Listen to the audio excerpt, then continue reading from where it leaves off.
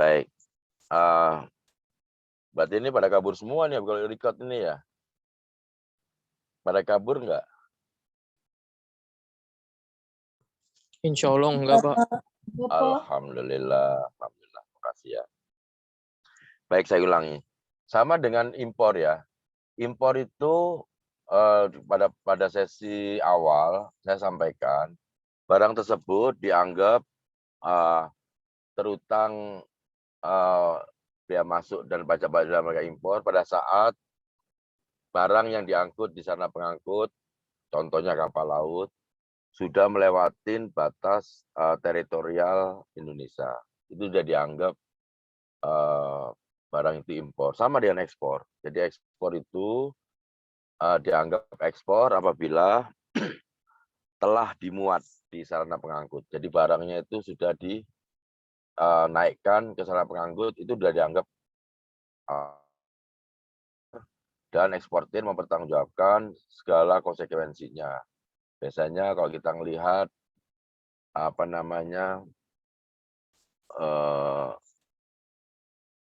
bahwa barang itu diberitahukan dalam pemberitahuan ekspor barang.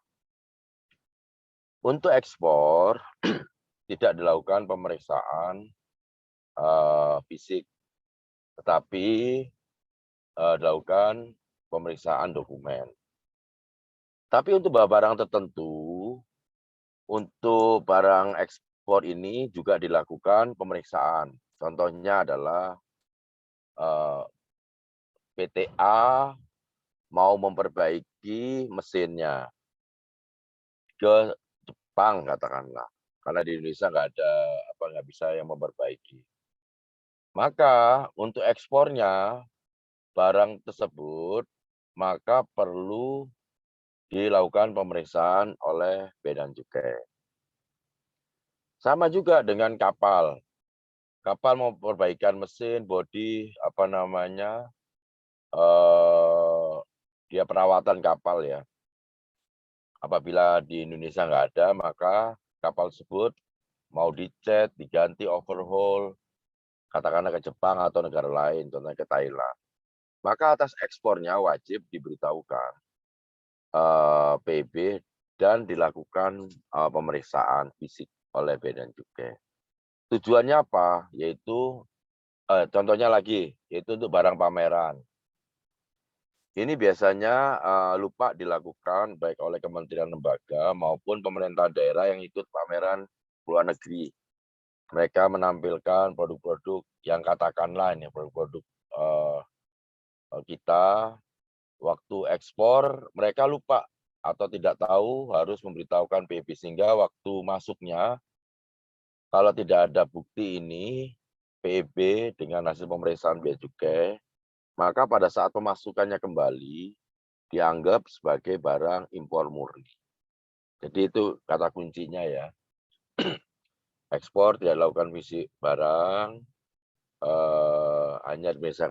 hanya dilakukan pemeriksaan administrasi dokumen. Namun untuk barang-barang tertentu, karena nanti dia habis diekspor dan diimpor kembali, maka perlu pemeriksaan fisik barang. Sehingga waktu barang, contohnya pertama tadi mesin itu untuk perbaikan ke Jepang, bahwa waktu pemasukannya, dia dianggap sebagai memang barang dari dalam negeri yang diekspor untuk perbaikan. Sehingga diperlakukan tidak sebagai barang impor baru, mesin baru, tetapi mesin-mesin yang diperbaiki. Sehingga nanti bedanya apa kalau kita contohnya tadi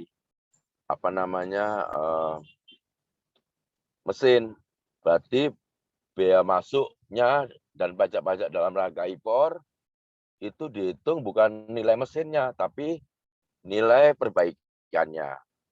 Nilai perbaikan di sini mengandung unsur satu komponen atau spare part yang diganti, ditambah dengan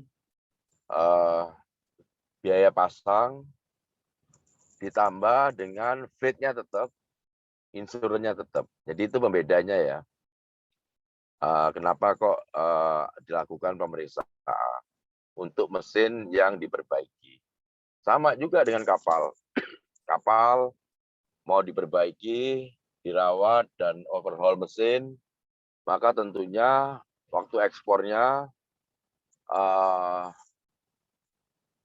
dia harus diperiksa, kemudian dikasih catatan di bea cukai. Nanti waktu datangnya juga harus melampirkan dokumen PEB, waktu pengeluaran, dan ada catatan dari bea cukai tadi, bersama bukti-bukti, foto, dan sebagainya.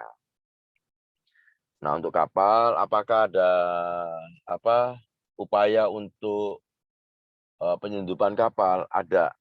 Jadi pengalaman dulu waktu di Sulawesi, ada kapal datang dari Jepang, benderanya sudah bendera Indonesia, kemudian dia nyatakan kapal itu adalah kapal dari Jepang tapi dalam negeri. Begitu ditanya mana PEB-nya, mereka nggak bisa membuktikan. Sehingga kalau nggak bisa membuktikan, kapal tersebut disegel, kemudian pemilik barang atau atas nama kuasanya kita panggil, kita lakukan penyidikan. Ada 2, mau secara pidana karena dianggap yang bersangkutan tidak melakukan kewajiban pabean. Kedua, dengan cara membayar pajak dan bea masuk plus denda administrasi. Jadi itu perbedaannya ya. Perkembangan terakhir juga untuk mempercepat ekspor sebelum ketentuan ini di pasal yang lama, di undang-undang yang lama, untuk memudahkan ekspor, maka waktu dokumen itu dimasukkan ke sistem, dulu ya sebelum undang-undang yang baru, maka dianggap pemerintah memberikan fasilitas agar ada kecepatan. Jadi dokumen bisa diajukan meskipun barang itu masih di gudang. Namun ternyata terjadi penyalahgunaan. Dokumen sudah diserahkan, tapi ternyata barangnya tidak dilakukan. Ini kaitannya nanti kalau kita melihat beberapa kasus importasi untuk barang-barang yang menggunakan fasilitas kawasan berikat maupun KITE. KITE itu kemudahan impor tujuan ekspor, di mana waktu barangnya itu datang bahan baku, biaya masuknya itu ditangguhkan, PPN, PPh itu dibebaskan. Nah, syaratnya harus rekonsiliasi dengan realisasi ekspor. Kemudahan pemerintah memberikan itu disalahgunakan oleh beberapa pengusaha nakal yang menggunakan fasilitas kawasan berikat maupun KITE tadi, sehingga barangnya dibilang diekspor, tetapi barangnya dijual lokal. Nah, ini adalah modus-modus, sehingga sekarang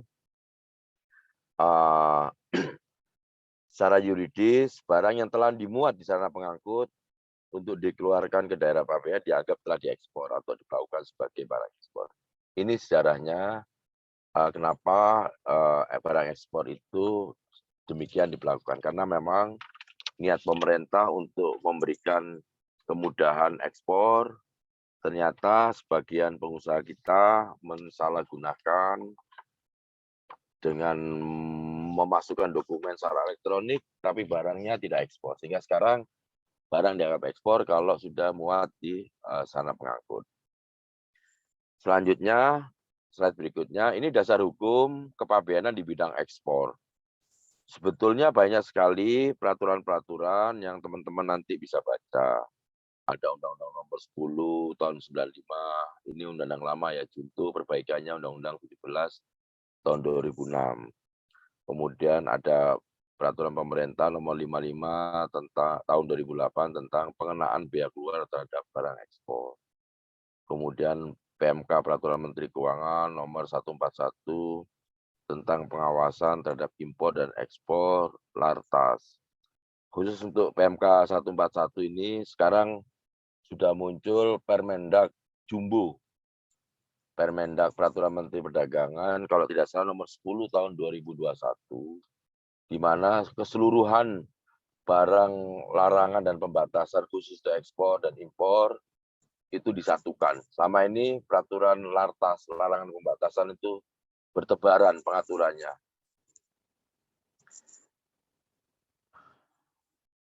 Kemudian khusus untuk Lartas, larangan pembatasan ini artinya bahwa setiap kali importasi, ingat yang di pelajaran sesi pertama di kolom 19 ada persyaratan impor, itu untuk larangan pembatasan dapat dilakukan impor apabila ada persetujuan impor kalau impor. Demikian juga untuk ekspor, harus ada persetujuan ekspor untuk barang-barang tertentu. Nah, ini nanti sebagai gambaran bahwa pengendalian ekspor impor itu telah diatur. Nah, sekarang ada aturan terbaru yang baru terbit, baru-baru aja terbit, namun masih belum saya masukkan di dalam slide ini. Selanjutnya kita bicara masalah Peraturan Menteri Keuangan Nomor 145 tahun 2007. Ini juga ada PMK 21 2019 tentang apa? Tentang ketentuan kepabeanan di bidang ekspor. Kemudian ada PMK 214 terkait sama pemungutan biaya keluar. Nanti teman-teman kalau ada waktu di-download, dibaca aturan. Saya sebagai fasilitator tentunya meskipun waktunya pendek, sederhana, namun saya akan mensederhanakan penjelasan dari peraturan yang cukup rumit dan rigid. Yang penting rekan-rekan sekalian paham secara garis besar, paham tidak secara detailnya, paham masalah pemenuhan kewajiban pabeanan. Kita lihat juga ada juga PMK nomor 22 tahun 2019 terkait tentuan ekspor kelapa sawit, CPO dan produk turunannya. Kemudian PMK nomor 13 tahun 2017 dan PMK nomor 166 tahun 2020 tentang penetapan barang ekspor yang dikenakan biaya keluar dan tarif biaya keluar.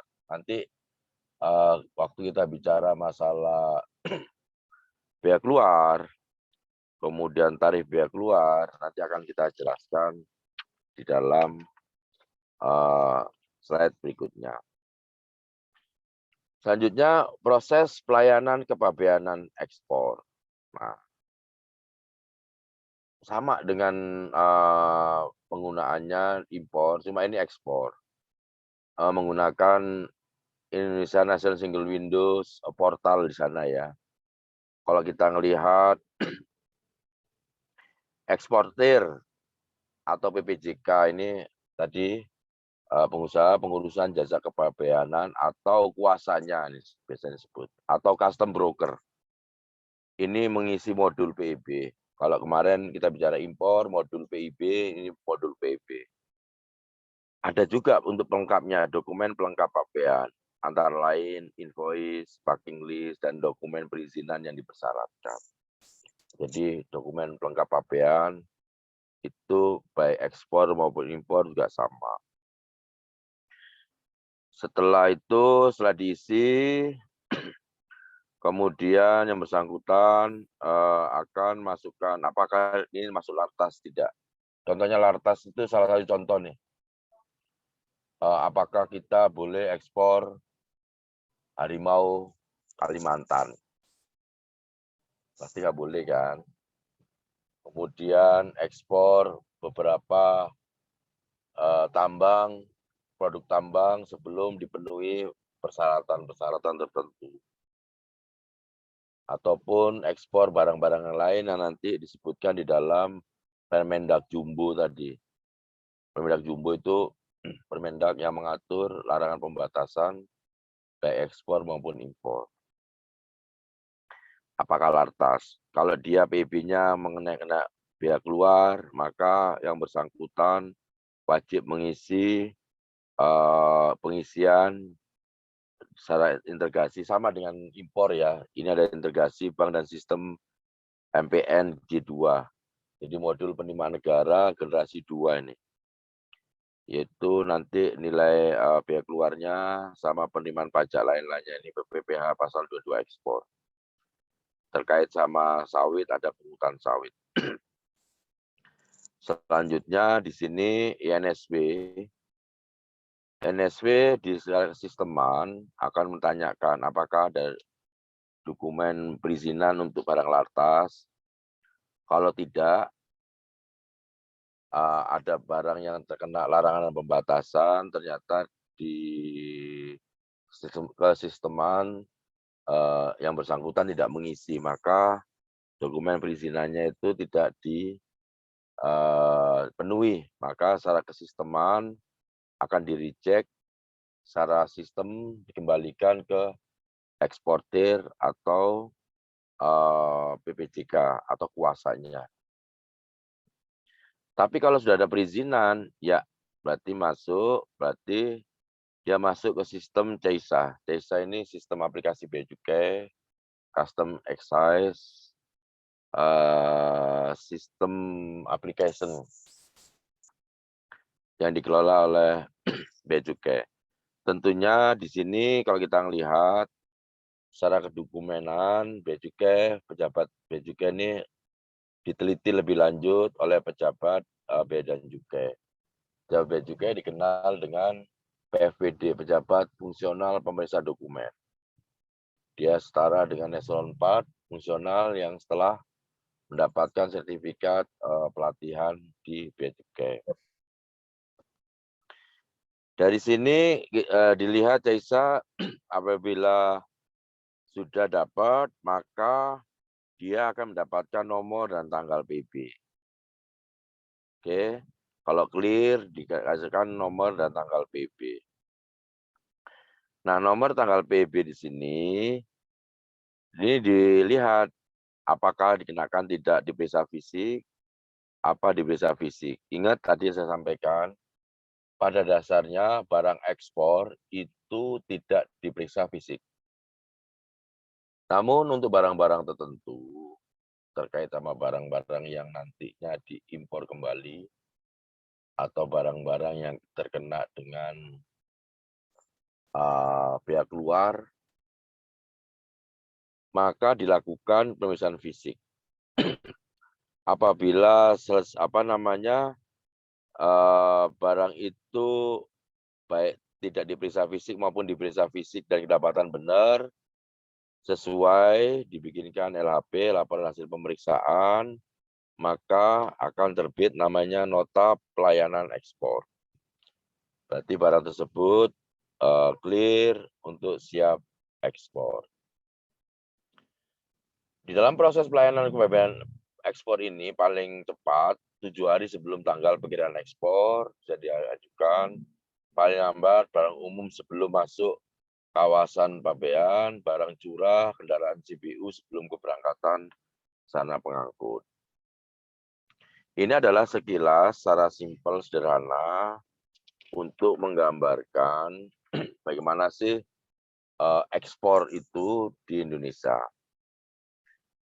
Dulu sebelum pemakaian sistem aplikasi ini dengan cara manual, ternyata ini dipakai celah atau peluang petugas atau pegawai bea cukai untuk melakukan tindakan yang tidak terpuji. Maka dengan kesisteman ini diharapkan mampu mendorong industri Indonesia mampu memperbaiki kinerja ekonomi Indonesia. Sehingga secara transparan kesisteman untuk layanan ini akan terbuka dan sebagai dasar bea cukai maupun pemerintah Indonesia, kementerian lembaga untuk pengambilan keputusan. Dari sini secara singkat, teman-teman kira-kira ada pertanyaan. Karena ini kalau diuraikan secara detail, tadi peraturannya begitu banyak, ribet, tapi ini saya coba tuangkan karena sifatnya dosen adalah untuk memberikan memfasilitasi agar proses belajar mengajar itu lebih simpel dan sederhana. Saya buka pertanyaan.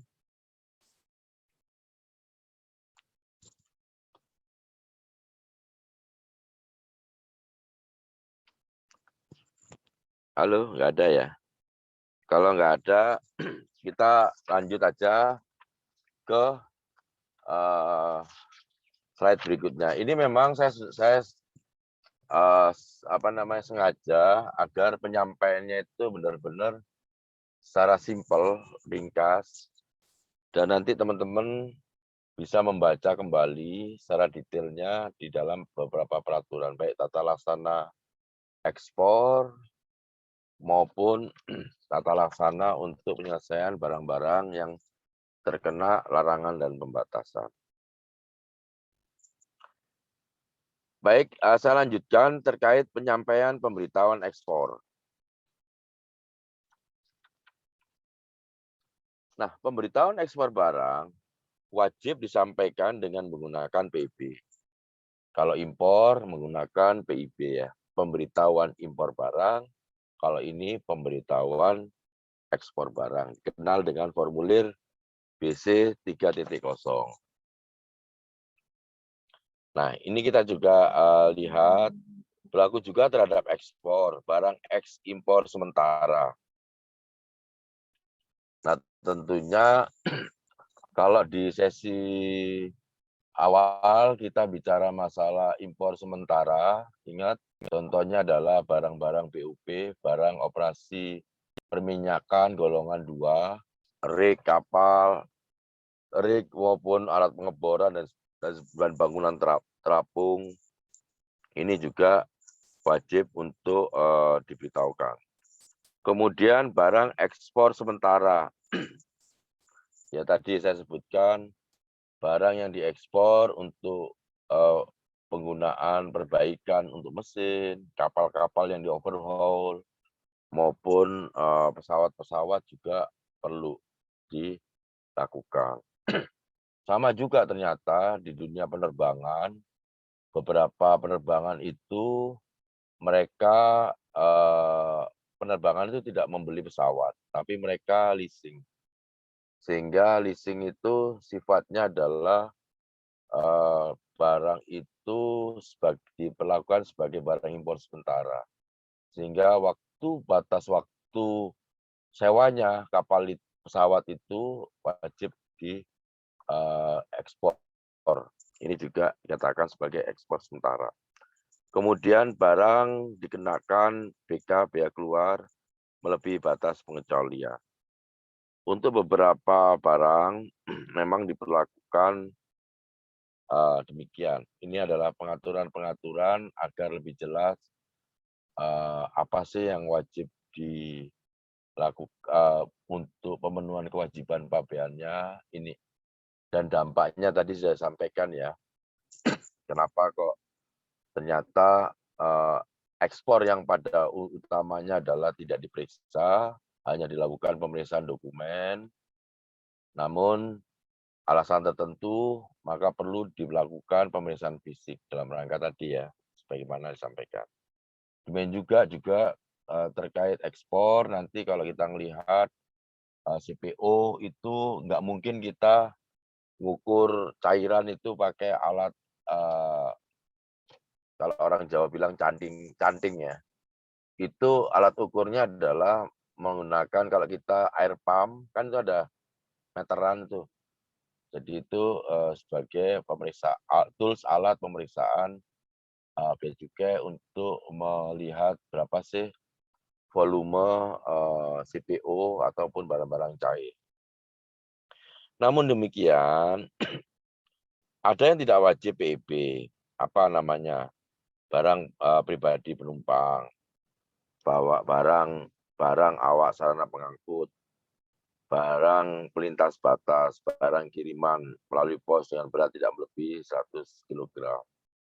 Meskipun dia tidak mengisi PIB, namun atas barang-barang tersebut wajib diisi. Kalau teman-teman pernah ke luar negeri, Kalau barang penumpang ini ada namanya CD, yaitu Custom Declaration.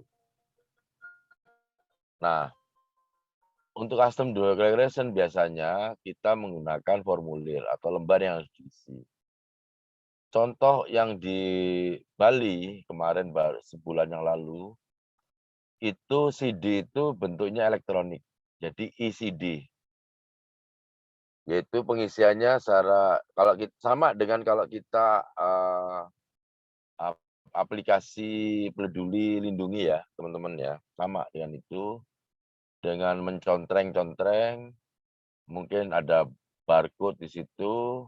Ini saya sendiri masih belum melihat barangnya untuk ECD ini. ECD itu mengisi custom declaration dengan aplikasi kesisteman. Jadi tinggal baca barcode-nya akan muncul formulir yang harus diisi. Bentuknya mungkin hampir sama dengan aplikasi karena saya belum melihat sendiri. Memang beban administrasi CD yang bentuknya formulir, kalau dulu sebelum pandemi COVID, di Cengkareng itu kedatangan sekian puluh kapal pesawat dari luar negeri, itu menimbulkan beban administrasi. Kemudian untuk sarana pengangkut juga gitu, kemudian barang pelintas batas juga ada formulir tersendiri, barang kiriman juga, kalau barang kiriman ini biasanya namanya CN23, Custom Note, formulir nomor 23 ya. Jadi ada dokumen tersendiri, tapi tidak menggunakan dokumen PB yang kita kenal. Baik, kita melihat di sini data elektronik, tulisan di atas formulir. Nah ini memang sedang digarap pelayanan seharusnya secara elektronik, namun ada beberapa kantor pelayanan bea cukai maupun infrastruktur pendukung di daerah tidak dimungkinkan untuk aplikasi elektronik sehingga dimungkinkan dengan bentuk formulir. Formulir itu kertas itu pengisian secara manual.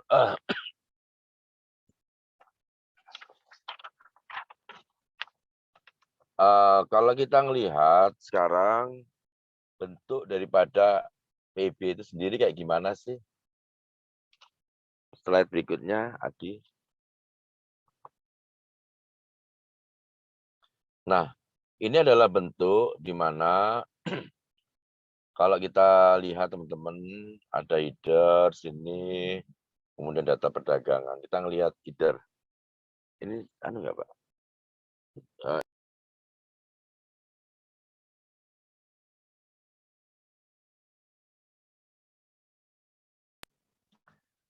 Kita ngelihat di sini kantor pabean. Kantor pabean pemuatan, kantor pabean ekspor. Jadi ada beberapa barang ekspor, contohnya mutiara di hasil dari Maluku. Saya nggak tahu kondisi sekarang ya. Kalau dulu penghasil mutiara itu banyak di Maluku karena memang dia laut terdalam, kemudian lebih jernih, sehingga peternakan mutiara laut, kerang laut di Maluku. Tambaknya atau bukan tambak apa namanya, pemeliharaan kerangnya ada di Maluku, setelah diproses ekspornya di mana, di Cengkareng. Kalau dulu biasanya Cengkareng. Nah, untuk mensikapi itu tentunya kantor pabean pemuatan sama kantor pabean ekspor ini akan dibedakan. Kalau dulu menjadi dispute sehingga kenapa kok sekarang kolom kantor pabean itu jadi bagi dua. Ini bedanya ya. Ada juga beberapa contohnya ekspor dari satu produk dari daerah tertentu. Kalau dulu ada contohnya juga kayu. kayu dengan ukuran tertentu, tipe S4S, S2S, ataupun square meternya tertentu, produk dari entah itu di Kalimantan, entah itu di Sulawesi, dia karena kapalnya yang ngangkut kayu itu untuk tujuan Hong Kong katakanlah tidak ada direct, maka kebanyakan ekspornya ada di Surabaya ataupun di Tanjung Priok, Jakarta. Meskipun penghasilnya itu ada di tempat lain. Sehingga untuk itu perlu ada pemecahan kantor pabean, pemuatan muatnya di mana, ekspornya di mana. Nanti kalau maghrib tolong diinfo ya. Nah, apakah itu menjadi sangat penting? Sangat penting karena isu otonomi daerah, contohnya Mutiara tadi. Mutiara yang grade-nya premium, 1 atau 2 tas itu nilainya puluhan miliar. Nah, sehingga kalau sekiranya tidak difasilitasi mana kantor pabean pemuatan maupun kantor pabean ekspor, maka akan menjadi isu tersendiri. Sehingga perlu dan dicatat di BPS, karena data bea cukai ini otomatis akan ditarik oleh data BPS untuk melihat daerah itu sudah melakukan aktivitas ekonomi bagaimana. Sehingga produk mutiara di Maluku maupun kayu yang diproduksi di Kalimantan maupun Sulawesi itu pasti akan tercatat sebagai produk dari daerah tersebut. Meskipun pemuatannya, pemberitahuan dan pemuatannya berbeda. Ini ya kenapa kok kantor pabean ini dibagi jadi 2. Kemudian jenis ekspor, nanti macam-macam akan dilihat jenis ekspornya, jenis ekspor umum, apakah jenis ekspor yang kena bea keluar. Kategori ekspor, kemudian juga cara perdagangan. Nah, cara perdagangan ini ingat bahwa pembelian produk-produk kita, perdagangan itu ada yang sifatnya adalah FUB, ada yang CNF maupun CIF. Biasanya ekspor kita itu FUB. Ini teman-teman lagi maghrib, saya break dulu, nanti kita akan lanjutkan. Kita break dulu. Wabillahi taufiq wa hidayah. Assalamualaikum warahmatullahi wabarakatuh. Waalaikumsalam warahmatullahi wabarakatuh. Terkait pemberitaan ekspor ya. Mungkin Adi bisa. Baik, kita akan lihat kembali perdagangan itu adalah FOB, CNF maupun CIF. Cara pembayaran juga apakah LC, apakah tunai, apakah cara pembayaran lain, nanti akan ada di panduan di tata laksana ekspor. Belum, jangan berubah dulu Adi. Nah ini. Maaf Bapak. Oke, aman. Nah, kemudian juga gitu bahwa untuk menyangkut eksportir, identitasnya, nama, alamat, status, kemudian pemilik barang, identitasnya juga, nama, alamat. Sama dengan kemarin waktu kita bicara impor, bahwa ternyata importir itu bukan pemilik barang, bukan berarti pemilik barang. Tapi dia bisa merupakan pengurus barang atau memang bukan pemilik barang sebenarnya. Sama dengan eksportir ya. Sebetulnya eksportir itu ada juga eksportir juga berarti pemilik barang. Berarti dia bisa identitasnya namanya sama di sini. Nah, kalau dia menggunakan custom broker atau PPJK, maka PPJK-nya juga akan isi. Biasanya kalau orang yang sedikit-sedikit sekali ekspor, biasanya mereka menggunakan PPJK. Tapi kalau yang rutin kantor, pabrik, itu biasanya mereka mempunyai pegawai sendiri yang PPJK. PPJK itu sebagaimana saya sebut di awal, dia adalah on behalf, atas nama atau kuasa daripada eksportir, kalau kita sekarang bicara eksportir. Kalau dia importir berarti atas nama importir.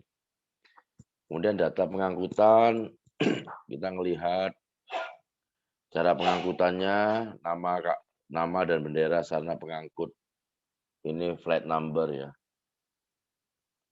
Laut apa udara, nama flight number, nomor pengangkut, flight number ini dia voyage, flight, nopol ini kalau dia menggunakan angkutan darat yang berbatasan. Tanggal perkiraan ekspor itu dimungkinkan untuk diajukan lebih dulu. Kalau tadi dibilang di awal, sebetulnya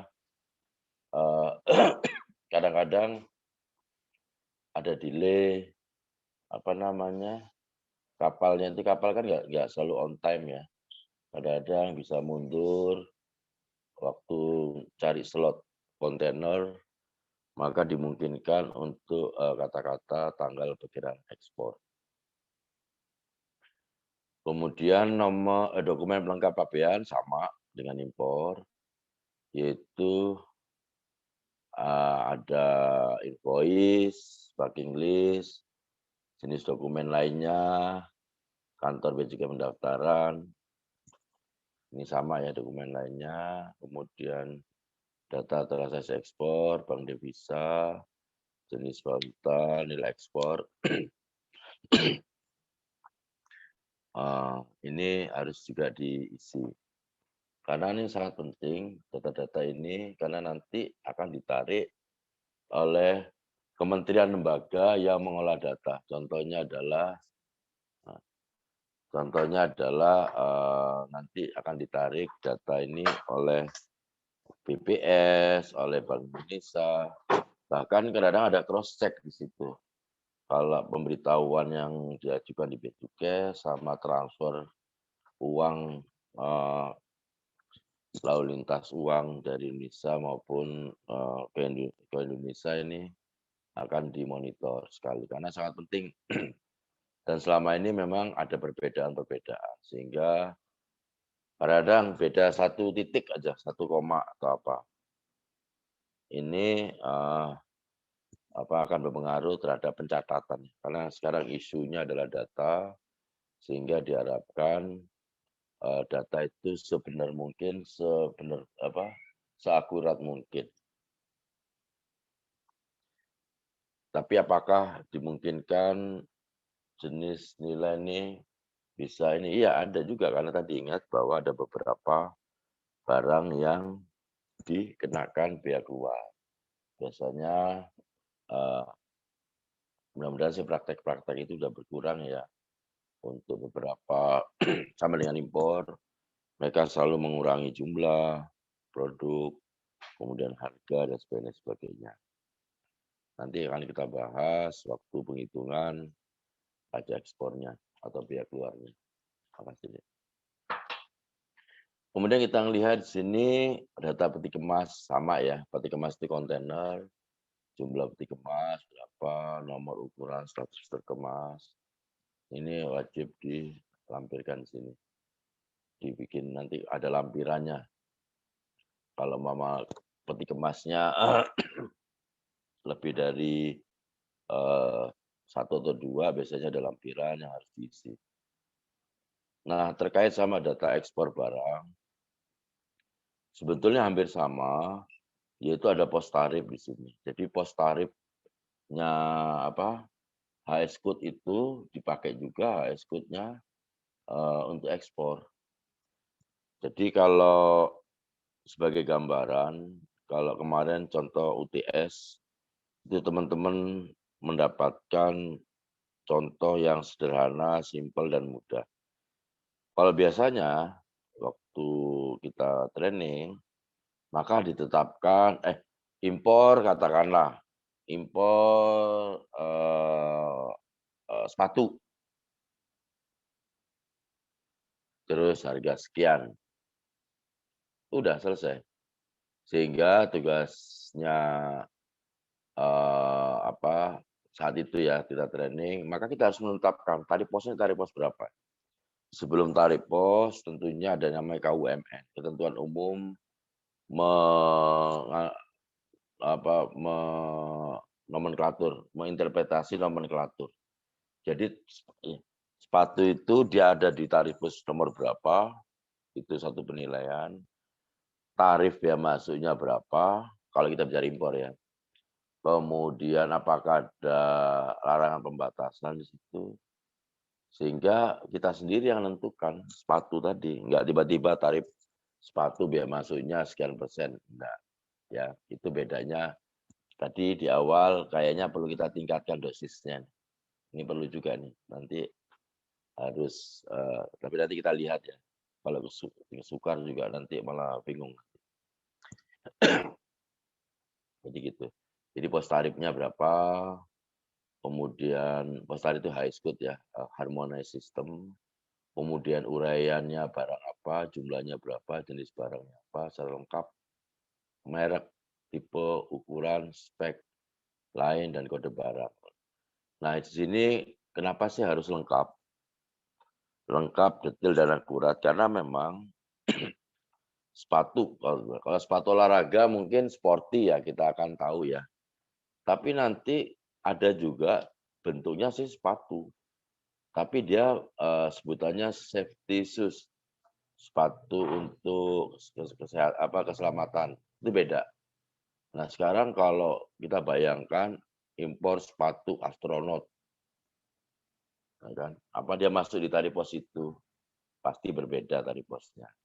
Itulah kenapa harus disebutkan antara sepatu aja, sama nanti kalau ekspor ya, ekspor juga gitu, sama dengan impor di perlakuannya. Pipa di bab 72. Maka pipa itu kalau pipa batangan aja hanya dipotong-potong tanpa pengerjaan lebih lanjut akan berbeda tarif posnya apabila dia berulir di ujung kanan, ujung kiri. Atau berulir, ulir tahu ya. Kalau kita mur baut itu kan ada uliran itu. Ada juga pipa itu ulirnya di dalam. Itu akan beda tarif posnya. Kemudian pipa itu juga ketebalannya juga beda. Atau juga pipa itu bukan terbuat dari besi baja, tapi terbuat dari kuningan, aluminium, nikel, otomatis tarif posnya berbeda. Nah, keakuratan untuk menentukan suatu jenis barang pada suatu tarif pos tertentu itu memang dibutuhkan keahlian tertentu, kemudian dipandu dengan namanya KUMN. Kalau nanti teman-teman sekalian lihat buku tarif, kalau sekarang namanya BTKI ya, buku tarif kepabeanan Indonesia. Sebelum kita menentukan suatu jenis barang berada di tarif pos tertentu, ada aturan dasarnya yang dikatakan sebagai KUMN, ketentuan umum menginterpretasi nomenklatur. Itu kalau dulu ada 10 tata caranya, sekarang ada 8. Itu cara-cara untuk penetapan. Sehingga kalau kita bicara satu pasang sepatu olahraga merek Nike, mungkin harganya 1,1 juta lah. Akan beda kalau sepatu astronot, ya kan? Atau safety shoes untuk pemadam kebakaran. Harganya mungkin lebih mahal. Tarif posnya juga berbeda. Itu adalah guna daripada pencatatan ini yang kita sekarang pemerintah Indonesia sedang benahi agar data keluar masuk barang di Indonesia ini dapat tercatat. Kemudian jadi tidak hanya bisa disebutkan sepatu gitu. Itu nggak boleh. Sepatu apa nih? Sepatu itu ada macam-macam. Sepatu dari kulit, sepatu dari kanvas, Sepatu dengan solnya itu dari karet, sepatu solnya itu dari kulit atau sepatu jadi jenis sepatu itu begitu banyaknya. Apalagi nanti ada sepatu anak-anak, sepatu orang dewasa itu ada yang sepatu cowok cewek itu pun beda. Kemudian sepatu sama dengan merek juga. Kalau sepatu KW ya umpama dengan merek tertentu akan beda tentunya dengan harga. Nah ini adalah suatu lintas batas yang kita coba tracing karena ke depan nanti suatu produk nanti kalau kita melihat itu dia punya barcode kalau dia asli ya. Dia punya barcode, nah disitulah nanti akan ketahuan itu barang arahnya kemana. Kalau nilai tukar mata uang, oh ya ini perizinan ekspor. Ini ada nggak perizinan ekspor? Contohnya untuk sebetulnya ekspor dari nikel, saya kan udah dilarang ya, nikel. Apakah dimungkinkan diekspor? Bisa sih bisa, tapi harus ada perizinan. Tapi untuk saat ini nikel dilarang untuk diekspor karena memang untuk sebagai bahan baku industri kita dan sampai kita menjual atau ekspor bahan baku untuk industri dengan harga murah. Otomatis kalau raw material dia harganya lebih murah. Padahal dengan pengerjaan satu sentuhan sedikit harganya berbeda. Ini contoh ya. Contoh lagi mungkin sarang burung walet. Sarang burung walet, kemarin saya ke Lombok itu saya kunjungi pengusaha sarang burung walet. Jadi harga saya ngelihat ke tempat bukan penangkaran, tempat walet itu memproduksi sarang burung walet. Itu jenis-jenisnya kalau sarang burung walet biasa kering masih ada bulu-bulunya atau ada kotorannya. Itu kalau dibersihkan dengan mencabuti bulu-bulu yang nempel, kotoran-kotoran yang nempel, itu ternyata ada pembedanya di situ. Nah, sarang burung walet juga ada beberapa perizinan ekspornya. Kalau sebetulnya dalam pandangan subjektif saya, sepanjang kalau kita ekspor, ya nggak apa-apa, sah-sah saja. Tapi karena ada aturan main dengan negara lain, sehingga perlu ada perizinan terkait dianggap sebagai pembawa hama. Mungkin teman-teman kalau pernah ke Australia, bawa buah katakanlah, yang melewatin custom border dari satu negara bagian ke negara yang lain, itu biasanya dimusnahkan karena tadi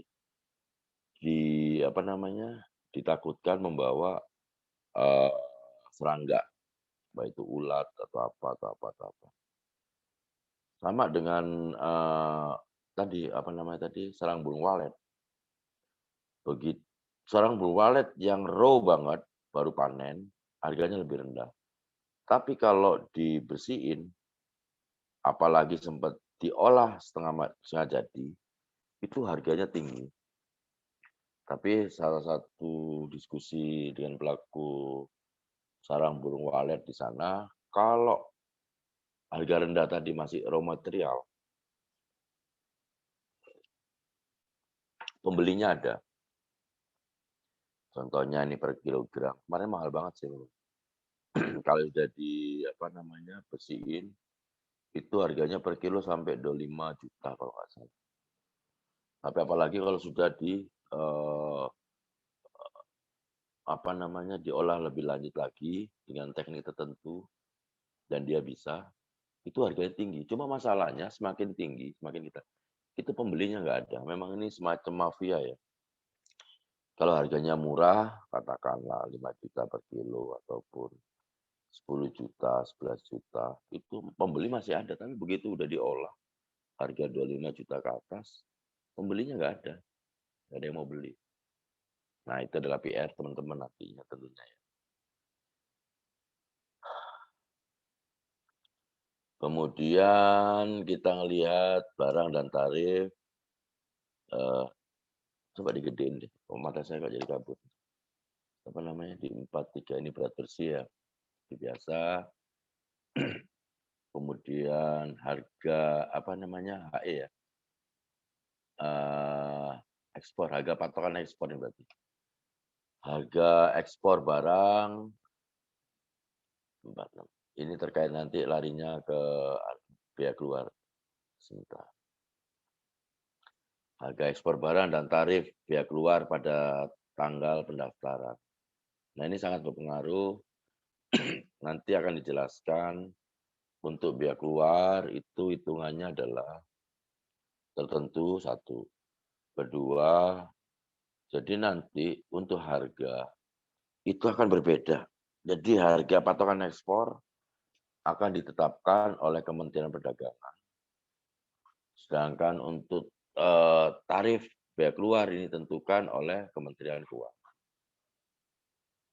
Untuk barang-barang yang terkena biaya keluar atau pajak ekspornya. Itu nanti akan kita lihat sehingga apakah mempengaruhi pada tanggal pendaftaran? Iya, karena ada satu produk, dia di saat itu ditetapkan, itu harganya rendah katakanlah. Tetapi kemudian minggu berikutnya, dengan adanya peraturan dan memang lagi ada demand-nya cukup tinggi, harganya tinggi. Sehingga mau nggak mau akan mempengaruhi pajaknya, pajak dalam bentuk biaya keluar. Kemudian kita coba naik ke atas lagi sekarang, coba kita naik ke atas. Coba turun lagi ya di turun lagi, turun. Saya mau coba yang lihat di atas. No, turun, turun. Apa ya? Saya mau lihat nomor satunya lagi. Itu dia, nomor satunya. Stop, habis sebelah kanan. Oke, good. Ini kolom khusus bea dan cukai. Nanti di sini ada penomoran pendaftaran tadi ya. Nah, ini muncul juga BC11. Ingat antara BC11 ini adalah dia merujuk pada, kan tadi kan di depan dibilang sarana pengangkutnya kapal laut. Voyage katakanlah 98A. Maka untuk ingat ada namanya manifest. Kalau ini ekspor, berarti manifestnya adalah outward manifest. Kalau impor itu inward manifest. Jadi sama fungsinya untuk nomor BC11 ini adalah dia untuk suatu jenis barang katakanlah. Dia diangkut kapal, ini ekspor ya. Di output manifest, di rekapitulasi barang yang diangkut, itu dia akan tahu, oh dia dapat nomor, kayak kita naik pesawat lah. Oh saya duduk di nomor 25A. Nah itu sih sebetulnya slotnya itu.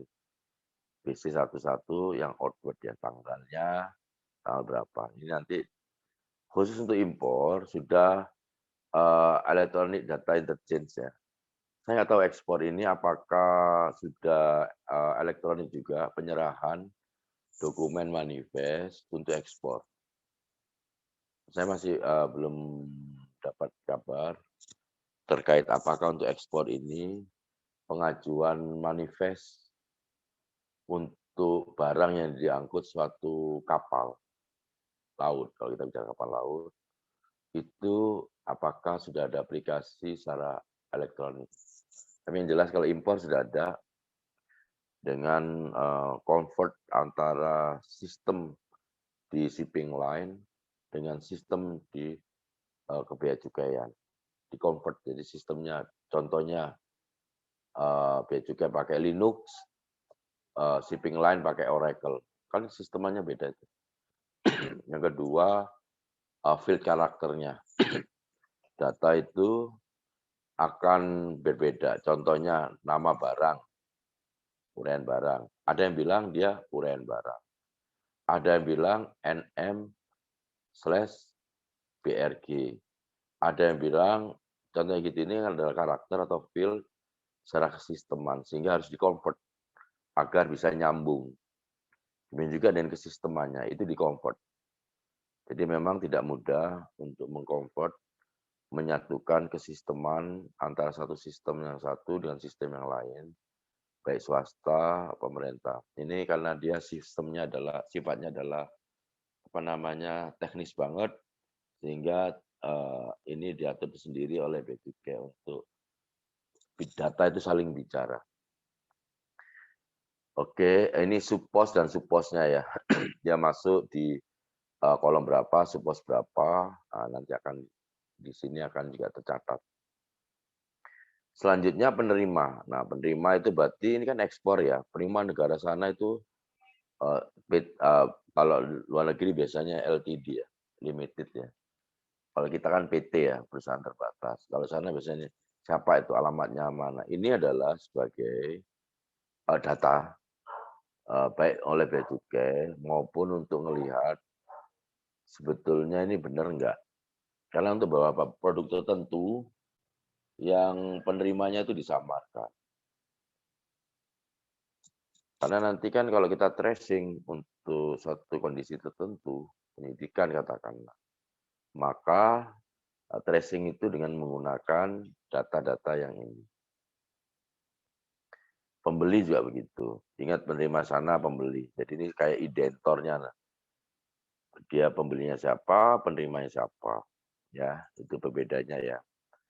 Kemudian data pelabuhan tempat muat ekspor, pelabuhan muat asal, kemudian pelabuhan, ini tadi saya bilang ya, kenapa sih harus ada. Sebetulnya di Bea Cukai itu tipe kantor itu dibagi.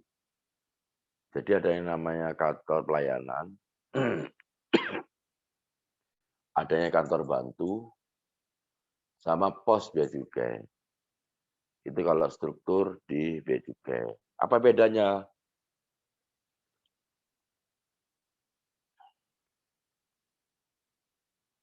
Kalau di pos Bea Cukai, dia hanya berfungsi untuk pengawasan lalu lintas barang. Jadi dia tidak bisa melayani kepabeanan dan cukai.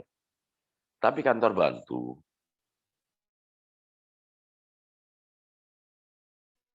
dia sebagai anak cabang, dia dapat menerima pelayanan baik ekspor maupun impor. Namun karena beberapa kantor bantu, kantor pos ini berbeda satu sama lain, sehingga layanannya itu tidak semuanya full electronic data interchange. Sehingga dibukalah mekanisme layanan manual. Itu bedanya ya. Karena kantor Bea Cukai itu nggak hanya di Tanjung Priok yang gagah dan rame, ada juga kantor Bea Cukai itu yang di ujung-ujung. Contohnya kalau di Sulawesi, Kendari ya, mungkin ada dari Kendari ya. Itu kantor pelayanannya adalah kantor di Kendari. Tapi ada kantor bantunya di Bau-Bau. Oke. Ada yang dari Sulawesi kah sini? Nggak ada, Pak. Benar nih, nggak ada ya. Jadi untuk kantor bantu Bau-Bau itu dapat melayani ekspor maupun impor. Tapi karena dia tidak bisa terhubung dengan elektronik, karena keterbatasan infrastruktur, maka layanannya berdasarkan formulir. Nah, kalau kantor pelayanan dia bisa ngisi. Nah, pelabuhan muat asal. Tadi saya bilang, kenapa kok ada kantor Bea Cukai muat sama kantor Bea Cukai ekspor. Dia muatnya di mana? Jadi di sini isu ini adalah isu muncul di saat otonomi daerah. Pelabuhan muat asalnya selama ini sebelum ada otonomi daerah tidak ada pembagian. Tapi begitu otonomi daerah, maka daerah juga harus tahu dan ekspor suatu barang itu harus ter-record sehingga harus ada pelabuhan muat asalnya di mana, tempat muat ekspor di mana, tempat penimbunan di mana, pelabuhan bongkar di mana, pelabuhan tujuan di mana, negara tujuan. Karena tadi ya, untuk pengangkutan barang, selama ini untuk yang direct dari katakanlah Jawa ke Singapura aja katakanlah, itu paling banter dari Surabaya, Semarang, Priuk langsung bablas ke Singapura. Nggak ada yang dari Makassar. Makassar ya ada, cuma kan terbatas. Tapi karena nggak ada barang yang diangkut, maka tidak ada kapal internasional yang sana. Adapun mungkin charter sifatnya. Ingat di awal pembahasan, ada yang kapal itu adalah land service yang ada trayek tertentu. Tapi ada yang tramper ataupun charter. Dia bisa aja ngangkut satu barang, contohnya ngangkut barang-barang X dari BUP, barang operasi perminyakan X impor sementara, barangnya gede-gede.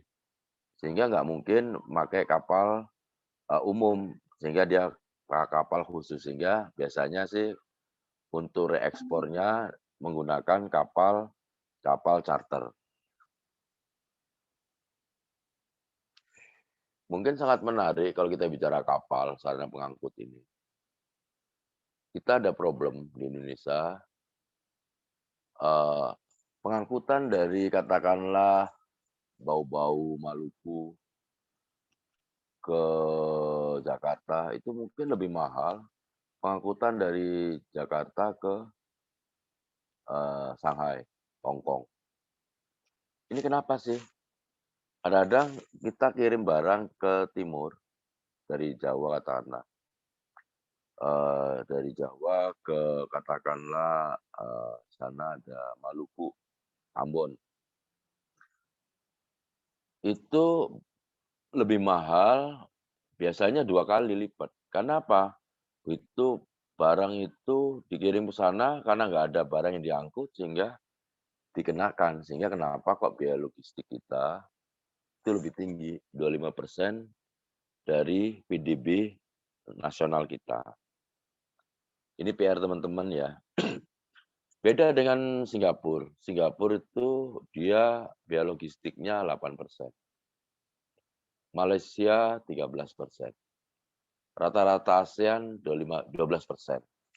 Jadi ini adalah salah satu kenapa kok biaya angkut kita di antara yang mahal karena itu. Jadi nanti teman-teman setelah ngikutin mata kuliah saya dan ada informasi yang singkat ini, jadi paham kenapa kok harga barang kita itu lebih mahal. Bahkan pengangkutan dari Bau-Bau ke Surabaya aja lebih mahal daripada dari Priok ke Hong Kong. Karena tadi ternyata bedanya service line itu dia punya trayek, dia ada muatan atau nggak ada muatan pasti ada kapal yang siap untuk ke sana. Ini mudah-mudahan di mahasiswa Setiami ini suatu ketika punya duit bisa investasi di sana pengangkut kapal.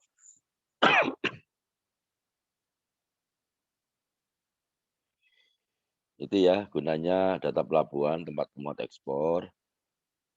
Kemudian data tempat pemeriksaan. Nah, ini tadi saya bilang nanti ada Grand Prix ya, apa namanya? Di Lombok ini Mandalika lagi ada event balapan internasional. Tapi beda kalau kendaraan bermotor dia ada formulir tersendiri ekspornya, bukan PIB. Itu ada dokumen tersendiri, saya lupa namanya. Nama Prancis. Kalau contohnya tadi mesin tadi. Mesin kalau mesin untuk perbaikan, maka lokasi pemeriksaannya disebutkan di sini. Umpama mesin kalau di Jawa ini atau Jawa Barat ini katakanlah let's say banyak kawasan industri di Cikarang ya, Bekasi sana. Pemeriksaan di PT ini, kantor pabean pemeriksaannya di sana di mana? Di Cikarang. Bea Cukai Cikarang. Ini nanti gunanya adalah tadi bahwa barang nanti waktu impornya dengan melampirkan PIB ini mengetahui bahwa lokasi pemeriksaan dan pemeriksaan berarti barang itu akan kembali ke pabriknya, tidak barang diperbaiki di Cikarang tahu-tahu mendaratnya di Surabaya sana. Nah, dengan adanya pembedaan lokasi pemeriksaan ini diharapkan kalau memang eksportir benar-benar memperbaiki mesinnya, maka mesinnya itu akan kembali ke Indonesia ke tempat semula. Apakah terjadi? Banyak kejadian juga dari barang dari dulunya ya. Sekarang udah mulai terkurangi. Mesin dari Cikarang second ibaratnya, terus diperbaiki, terus dijual di Surabaya. Kan harganya murah itu. Di Surabaya dianggap oh PB-nya ada. Pemeriksaannya ada, tapi dengan adanya dikunci lokasi pemeriksaan dan kantor pemeriksaan, kantor pabean pemeriksaan, maka tidak ada cara. Kemudian cara penyerahan barang seperti biasa sama freight ini juga diisi, ya kan, hampir sama ya. Price-nya ongkir lah bahasa sederhananya. Apakah ada asuransi ditutup di dalam negeri atau luar negeri. Nilai maklun ini adalah maklun maksudnya untuk ini contoh sederhana aja. Untuk pakaian garment, garment itu ternyata produknya di Indonesia itu ada tukang jahit, menjahit, bikin pola, menjahit, kemudian kasih tempelan apa namanya merek dan sebagainya. Itu merupakan sebetulnya adalah maklun. Jadi ada beberapa pekerjaan yang bahasa kasarnya mohon maaf maklun tadi atau disubkontrakkan. Ini maklun ya. Bukan maklum, maklun. Ya. Kalau maklum kan ya maklum. Ini data kemasan, jenis merek kemasan dan sebagainya.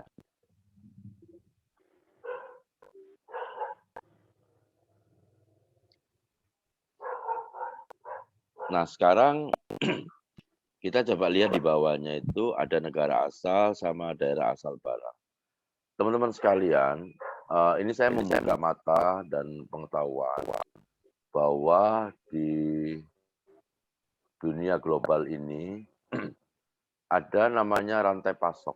Jadi suatu jenis barang itu dia bukan produk final dari suatu negara. Contohnya ya, ini sudah satu hal yang memang harus diketahui oleh teman-teman. Ada contohnya produk dari Cina, dia untuk pipa katakanlah. Pipa, dia produksi pipa polos ya. Pipa polos berarti ya panjang gitu aja ya. Tapi secara hitung-hitungan, lebih efisien apabila pipa yang bentuknya nanti berulir di ujung kanan, ujung atas, ujung bawah, baik ulir di depan maupun di dalam, itu dibutuhkan alat dan tenaga kerja. Kalau hitung-hitungan di rantai pasok, itu dia lebih murah pengerjaannya di Indonesia maka pipa itu akan datang dikirim ke Indonesia, akan dibikin ulirnya, oke. Habis diulir, nanti kemudian dia akan di finishing, mungkin di amplas ya. Amplas, tadi amplas, kemudian dicat. Kemudian dicat, kemudian di packaging untuk penjualan eceran. Kalau itu memang dibuat pengerjaan lebih lanjut di negara lain dalam ini Indonesia, jadi barang itu sebetulnya ini apa ini? Barang apakah produk Indonesia kah? Atau produk dari Cina kah? Atau setelah itu barang itu di packaging, kemudian dikirim ke katakanlah ke Australia. Nah, praktek-praktek ini apakah dibenarkan?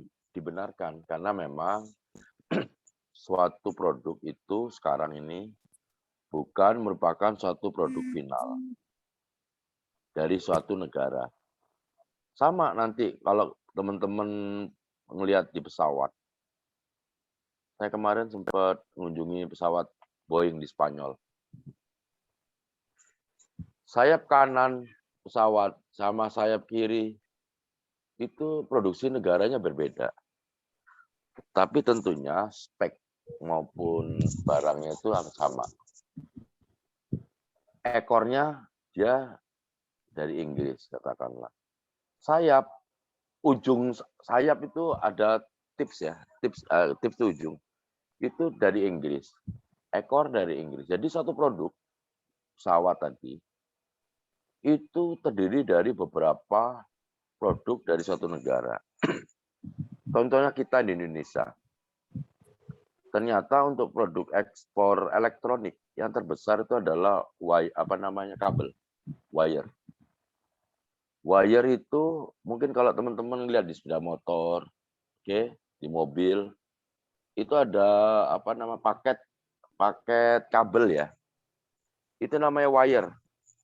Jadi wire kita itu ekspornya itu bentuknya wire itu. Jadi wire ini kabel ini dia untuk penggunaan sepeda motor, untuk penggunaan mesin, untuk penggunaan pesawat, untuk penggunaan mobil. Itu Indonesia produksi, terutama di daerah Jawa Timur, di Mojokerto. Jadi jangan heran, satu produk itu bukan merupakan produk akhir dari suatu negara. Ini harus dipahami ya. Ini terkait dengan supply chain nanti teman-teman sebagai generasi muda dalam perdagangan maupun usaha, ini harus dipahami.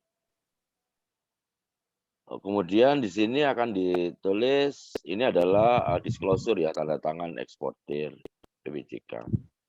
Dengan ini saya menyatakan bertanggung jawab atas kebenaran hal yang diberitahukan dalam pemberitaan ekspor barang, serta mengenai sanksi sesuai dengan ketentuan di bidang kepabeanan apabila terdapat kesalahan. Ini adalah disclosure, pernyataan bahwa yang dituang oleh eksportir atau kuasanya atau PPJK ini dianggap benar. Jadi dia bertanggung jawab penuh ditandatangani.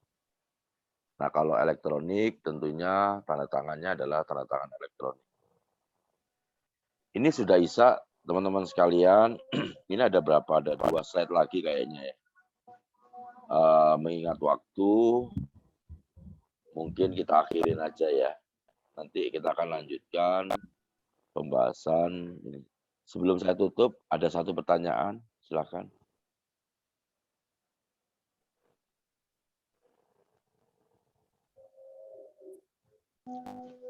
Assalamualaikum Pak, saya mau tanya. Silakan. Maaf sebelumnya takutnya udah dibahas tapi sayanya dengar. Jadi gini Pak, kalau suatu barang itu dia misalkan kan kalau dari Indonesia ke luar negeri itu namanya ekspor ya Pak. Iya. Tapi kan kalau dari pihak luar negerinya itu dia nganggap itu kan impor. Berarti si barang itu harus punya 2 surat dong Pak, PIB sama PEB Pak. Oh Apa enggak. gimana? Enggak. Dia sekali perlakuan untuk Indonesia ya. Untuk Indonesia itu sekali perlakuan. Kalau dia ekspor ya PIB. Tapi bagi negara lain, memang dia dianggap sebagai impor. Tapi negara lain, bukan urusan Indonesia lagi. Tapi ini pertanyaan baik, ada namanya keterbukaan dan transparansi data ekspor impor. Saya nggak tahu ya, kemarin itu sudah dicanangkan. Nanti kalau tadi sisteman itu online internal kita ya, ke depan nanti khususnya untuk ASEAN, nah, saya jawab aja. Nanti ke depan ada namanya ASW, ASEAN Single Window. Jadi apa yang dikirim di data kita, ini bisa melalui NSW, ekspor katakanlah. Nanti akan langsung diterima di Singapura, kalau negara tujuan Singapura itu sebagai data langsung impor. Jadi gitu ya. Ini pertanyaan bagus, tapi perlakuannya tetap satu. Kalau ekspor ya ekspor. Jadi gitu ya. Iya Pak. Tapi kalau buat perusahaan itu nggak tahu ya Pak, bikinnya 2 apa 1, apa cuma 1 aja Pak? Kalau Satu. perusahaan juga 1, ke negara pribadi aja. Enggak, itu beda lagi. Oh, beda lagi. Beda lagi. Jadi kita adalah dignity. Dia namain pemenuhan kewajiban pabean itu hanya berhenti di situ. Jadi tidak bikin 2 ya. Karena ekspor kita ya ekspor barang kita. Sedangkan negara lain yang mengimpor barang itu ya bukan urusan si penjual. Tapi memang mekanismenya biasanya dokumen-dokumen yang harus dilampirkan di dalam pembayaran, LC, itu kan tanda buktinya biasanya di situ. Biasanya mereka bicara invoice, packing list, sama AWB kalau pesawat, BL kalau kapal laut. Jadi itu. Jadi dokumen pelengkap pabean. Biasanya yang diikut sertakan itu dokumen pelengkap pabean. Jadi gitu ya. Nggak perlu 2, tapi 1. Oke, clear? Iya, Pak. Oke, baik. Teman-teman sekalian, saya akhiri. Memang tidak harus sampai ini ya. Yang penting garis-garis besarnya teman-teman paham. Alhamdulillah. Terima kasih atas perhatian rekan-rekan sekalian. Saya tutup. Wabillahi taufiq wal hidayah. Wassalamualaikum warahmatullahi wabarakatuh. Waalaikumsalam warahmatullahi wabarakatuh. Terima kasih Pak. Terima kasih Pak. Warahmatullahi Terima wabarakatuh. Terima kasih, Pak. kasih. Terima kasih. Assalamualaikum. Waalaikumsalam.